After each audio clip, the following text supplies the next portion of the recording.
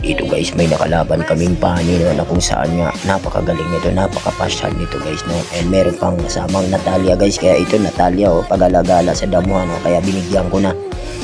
And dito guys, matapos kong paslangin si Layla guys, nakita ko na naman siya dito sa red buff, kasama niya pala si Pacquiao guys, kaya nabigyan ako dito. Ayun no, may kasama pa ngayon dalawa kasi dito guys napagkasunduan namin itong tatlo guys na gangbangin namin si Chu. Ayan, ano pa kami dito oh, kawawa talagang Chu dito guys, walang magawa, patay na pag kinabuhi ni Chu dito guys. Habang ano, sinusundan pala ako ng Natalia oh, galit na galit pa naman sa akin, kainama naman, may tipi pa sa akin. Dito nag-aantay ako ng pani guys, ba layo-layo nagpakita ba, dumating itong pani pero huli na, kaya ayun, patakbo na lang ninyong bida.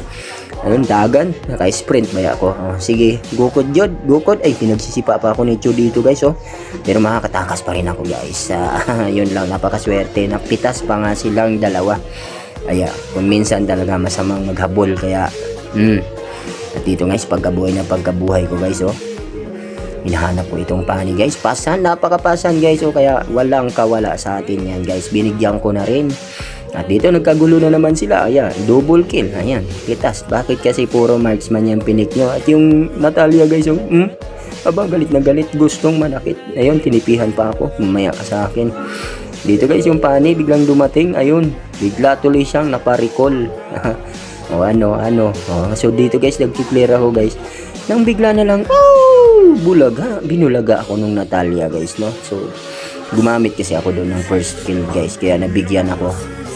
Kaya yun, ito, Enna, sabi ko dito, Enna, boring. Ayun, tinapos din. At dito guys, MVP pa nga ako.